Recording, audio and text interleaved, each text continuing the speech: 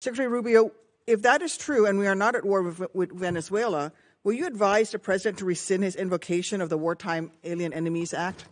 Well, that was a mechanism to remove people from our country that prevent grave danger. So, for example, we know for a fact that Tren de Aragua was a very dangerous gang. In fact, I believe, if I'm not mistaken, I may have been the first member of Congress. This is a wartime act, Mr. Secretary. Well, are we currently at war with Venezuela? No, we're not in a state of war in Venezuela. Okay, the Supreme Court has described the Alien Enemies Act as a wartime power, our Supreme Court. And before now, the Alien Enemies Act was only invoked during the War of 1812, World War I, World War II, when it was used to intern thousands of innocent civilians. Are you really arguing that the president should be able to wield an internment law? No, but we're talking about two separate things here. So you're talking about the state of Venezuela or are describing the regime. And we're talking about, but what the president designated. Invoked the Alien Enemies Act. I know, Senator, but let me be clear with you. No, but what the president was talking about are these gangs that have, and these narco-trafficking groups that are waging war on the United States. There's no doubt. These groups have waged war on the United States. They have waged, for example, Tren de Aragua is not just a criminal gang presence in our street. It is a criminal gang directly responsible for narco-trafficking. The Trump administration has acknowledged that the vast majority of the men it rounded up and deported to torture under this law had no criminal records whatsoever. We didn't torture anybody. Over 75%. Who did we torture? We haven't tortured anybody. We've arrested people that are members of gangs and we've deported them. We don't want gang members in our country. Have found that many of the men were here legally. If the administration is willing to lie about who it's targeting under this law, what protections do totally innocent people have against abuse? Again, I want to ask you, will you advise the president to rescind his invocation of the Wartime Alien Enemies Act? No, of course not. I mean, these are people that are threats to the national security of the United States. But I've described this in hearings in the past, including before you guys. So you're saying that we're at war? We are absolutely. When it comes to narco-trafficking groups and criminal gangs that are targeting the United States for criminal activity. We're in a state of war. There's no doubt about the fact that we're confronting them in a war-like setting because they're waging war on us. And do the Geneva Convention They're waging war against us and they're enemy combatants as a result of it. And the fact of the matter is that we are confronting these irregular groups, and that's one of the great challenges of the new century in this hemisphere in particular, is that these non-state actors who possess state-like capabilities in terms of their weaponry pose a grave danger to the United States. I don't think any American would dispute that we have cartels that pose a threat to the national security of the United States. With all of the other laws of when it comes to warfare. I mean, you're saying that he can invoke this wartime power. No, I'm saying, you're asking me, I'm here to discuss foreign policy and what's in the realm of the Department of State. Well, I think your questions are better directed at the Department of Justice. Enemies Act, but I would tell you that. Which is a wartime, which is something that but you're asking me a question said can be invoked during wartime. But you're asking it's only me a been question invoked during the War of 1812, World War I, and World War II. You're it's only been invoked me a 3 times, and this president is invoking it. Okay, you're asking me a question about the domestic application of a law that's best directed to the Department of Justice. No, it is because you're asking me something to opine on something that's in the realm of the Department of Justice in terms of its domestic application. I can tell you that the United States is most certainly confronting terrorist and criminal organizations operating in our hemisphere that pose a grave danger to the United States. Anyone who believes that gangs that flood our country with fentanyl or cocaine are not threats to the United States is not living in reality and certainly does not reflect the opinion of most Americans. The president already said that he was ready to put American troops in Venezuela again. So we're at war right now. So if things don't go well with the Chavistas you've empowered, when did the president say he was going to put troops in Venezuela? A military option, what is your criteria for returning to a military option and putting boots on? Well, I don't recall the president saying he was going to put troops in Venezuela. Where did he say that? I'm asking you, what are your... But that's what you said. I didn't remember the president has already said that he was ready to put American troops in Venezuela. No, I think the president has said that he retains the right as commander-in-chief to protect the United States against any imminent threats.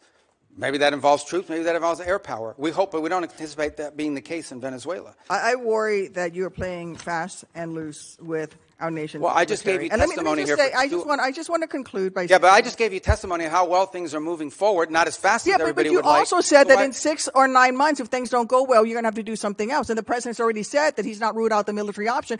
And you've also just said that, yes, we are at war. The president has wartime powers. But every president retains the power to use military to protect... So it's reasonable for me to ask you... And I gave you a very specific example. Every president retains the right to defend the United States against an imminent threat. Yes, if there are just give you an example, Iranian drones deployed in Venezuela that could threaten the United States, we most certainly will address that, even if it's located in Venezuela. But we hope we don't get to that point. We don't expect to get to that point. We're not trending in that direction. That's a fact. But that said, on the one hand, America people are worried are unhappy that this we're is a president cooperating who with engages Venezuela. in yet On the other hand, another they want us to forever go to war, with Mr. them. Secretary. What's we that? don't need to be in another forever war. And that is the path that we are going towards. And let me just say, well, how are we going towards a forever war if we're dealing with Delcy Rodriguez every day? Option. You're not going to ask him to rescind his invocation of the Alien Enemies Act. That puts Americans in jeopardy. And let me just say something about the president's recent comments about NATO allies. When I served in Iraq, there were Polish forces there with us. There were British forces there with us. There were Spanish forces there with us. I personally landed in Elzi, España, which came under direct attack by insurgents. Polish troops who worked with the Illinois military, with the Illinois National Guard for 30 years, died in Afghanistan, Mr. Secretary. All the president wants is for NATO to have more our NATO allies have stood beside us. He wants our allies to have more NATO. We need to maintain the strength of that alliance. I get it. All the president wants is our allies. Your time's up. Not making much progress here. So I would ask you, if a foreign country bombed our air defense missiles, captured and removed our president, and blockaded our country, would that be considered an act of war? Well, I think your question is about and I will acknowledge you've been very consistent on all these points the entire career. So let me, no matter who's in charge. So I will point to two things. The first is it's hard for us to conceive that an operation that lasted about 4.5 hours and was a law enforcement operation to capture someone we don't recognize as a head of state, indicted in the United States, wanted with a $50 million bounty. My question would be, if it only took 4 hours to take our president, it's very short, nobody dies on the other side, nobody dies on our side, it's perfect. Would it be an act of war? We just don't believe that this operation comes anywhere close to the constitutional definition of war. But would it be an act of war if someone did it to us? Nobody dies, few casualties, they're in and out. Boom, it's a perfect military operation.